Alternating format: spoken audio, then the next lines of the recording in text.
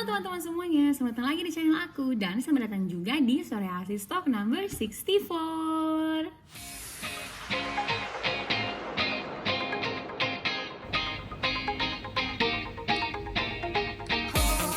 Halo teman-teman semuanya, selamat datang lagi di Psoriasis Talk.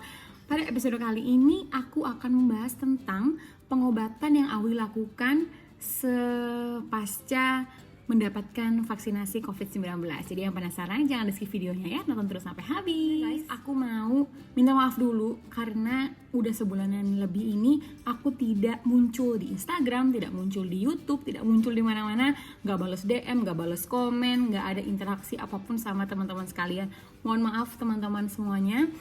Kenapa? Karena sebulanan ini aku lagi sakit cukup parah. Yang pertama, psoriasis kumat.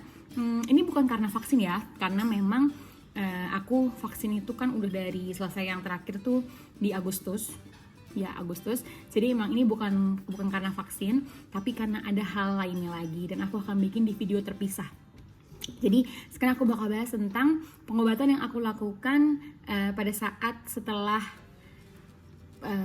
vaksin dan gimana reaksinya vaksinasi di tubuh aku. Untuk video lengkap tentang vaksin, aku udah bikin juga, linknya ada di description box, langsung aja dicek di sana ya. Jadi kalau untuk pengobatannya sebenarnya biasa aja sih, sama-sama aja dengan pengobatan Audi yang suka lakukan seperti biasanya. Karena untuk vaksin yang kemarin itu kumat yang keluar tuh cukup parah, apalagi yang vaksin kedua. Untuk vaksin pertama hanya bintik-bintik kecil normal biasa, kering-kering biasa. Tapi untuk vaksin yang kedua itu memang kumatnya tuh jauh lebih brutal karena keluar yang pustular atau yang bernanah, dan itu memang cukup menyakitkan banget untuk aku. Untuk akhirnya lagi bisa berjalan lagi tuh susah banget karena membutuhkan waktu at least 2 mingguan lah untuk bisa sehat lagi pada saat itu. Untuk pengobatannya biasa, yang pertama untuk vitaminnya habatus sauda, itu nggak pernah copot, memang selalu pakai habatus sauda. Buat teman-teman juga yang masih bingung, Audi apa sih habatus sauda, itu aman nggak, itu bisa dikonsumsi jangka panjang nggak, itu akan membuat ketergantungan atau tidak, aku bakal taruh juga linknya di description box tentang penjelasan aku tentang habatus sauda. Tapi simpelnya aja atau singkatnya, habatus sauda itu adalah vitamin herbal untuk meningkatkan atau menjaga imunitas tubuh kita, tubuh manusia. Jadi atau dibilang ketergantungan atau enggak, jujur enggak sih, biasa aja. Karena itu juga vitaminnya herbal, terbuatnya itu dari jinten hitam. Jadi memang dari bau dan juga rasanya tuh cukup kuat dan strong karena memang terbuat itu dari jinten hitam. Terus yang kedua, untuk masalah krim, aku pakainya Nivea Soft karena sudah suka aja sama Nivea Soft, emang udah paling cocok juga. Cuman kalau misalnya teman-teman punya kendalanya itu kumatnya tidak yang bernanah atau mungkin yang intensitasnya jauh lebih kering, jauh lebih menyakitkan, bisa diganti si Nivea Soft-nya pakai minyak zaitun. Nah itu olesin aja sesering mungkin habis mandi, siang hari, sore hari, pagi hari, malam hari, kapanpun yang kalian inginkan tuh bisa aja diolesin. Dan itu bagus banget untuk melembabkan kulit karena konsistensinya kan cair berminyak, jadinya bagus banget nih untuk melembabkan kulit teman-teman. Terus tadi habatus sauda udah, Nivea Soft udah, krimnya. Terus untuk mandinya segala macam sebenarnya sama juga, aku enggak mandi yang berbeda dari biasanya, tetap pakai PK seperti biasa yang warna biru itu untuk mengeringkan dulu si nanah, baru setelah itu dilanjutkan dengan mandi air sirih untuk beberapa saat. Tapi aku tidak menganjurkan untuk mandi air sirih terlalu lama karena itu bisa meningkatkan juga kekeringan sih di tubuh. Jadi seperlunya aja, secukupnya aja. Ketika semuanya sudah balik lagi kepada normal, boleh mandi lagi dengan air yang biasa. Terus juga untuk mandinya catatan agak sedikit bergoyang-goyang gak sih?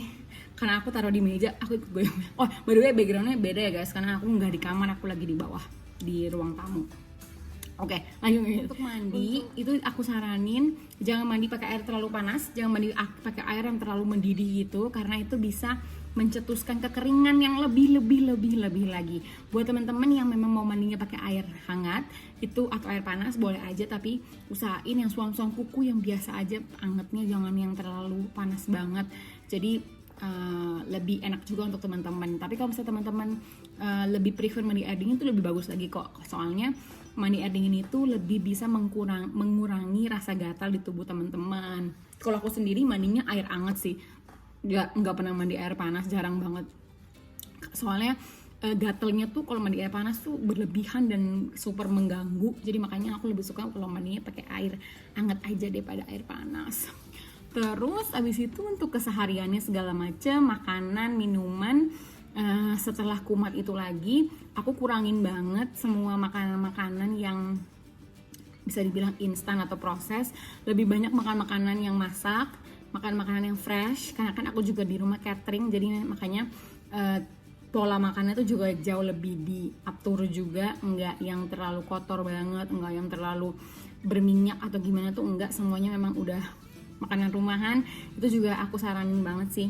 Terus juga jauhin trigger-trigger lainnya kayak misalnya menggaruk, terus juga stres, terus juga overthinking sama stres sama, tapi orang-orang tuh kadang suka oh ya gue hanya overthinking, padahal sebenarnya overthinking tuh ya stres, itu pemicu stres tuh ya overthinking kan. Jadi makanya itu juga harus dihindari juga sih untuk bisa terjadi supaya kumatnya tuh tidak begitu lama. Terus untuk obat-obatan lainnya yang aku minum palingan kemarin sempat agak ini sedikit, agak demam pada malam hari karena pustular kan kumat. Aku sempat pada itu malam-malam satu kali pakai baby fever, apa sih, entah aku taruh gambar ya, itu yang kayak kompres gitu di jidat.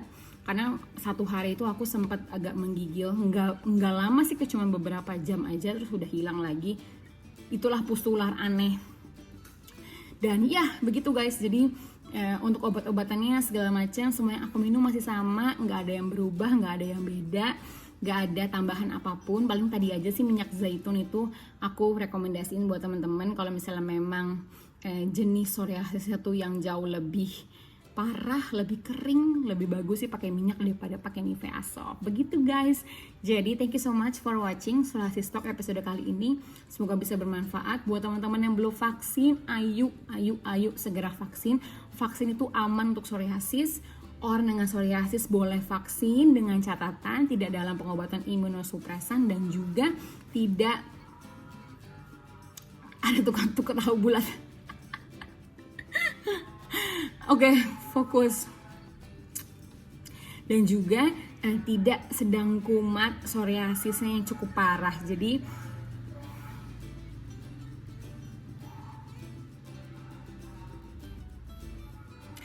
teman-teman bisa cek aja diri teman-teman sendiri, jenis pengobatan yang lagi dilakukan tuh apa. Terus konsultasi dulu juga ke dokter teman-teman supaya bisa lebih aman dan juga nyaman sebelum pergi vaksinasi. Terus juga banyak yang tanya, Audi kalau vaksin itu harus bawa surat atau enggak dari rumah sakit atau dari dokter. Sebenarnya ya tempat vaksin yang aku pergi itu tidak ditanyakan sih untuk surat, kayak mereka tidak meminta surat. Cuman untuk amannya boleh teman-teman pergi dulu ke rumah sakit, tanya ke dokter, dok gimana nih, boleh nggak saya ikut vaksin, gimana kondisi psoriasis saya, terus apa yang bisa terjadi, terus obat yang diminum tuh ada kontradiksi nggak dengan vaksin yang akan diberikan. Terus juga nanti make sure lagi jenis vaksin yang dibolehkan tuh apa dok. Kayak kemarin sih pas aku kontrol ke rumah sakit, dokter bilang semua jenis vaksin yang ada di Indonesia itu aman untuk psoriasis, tidak masalah.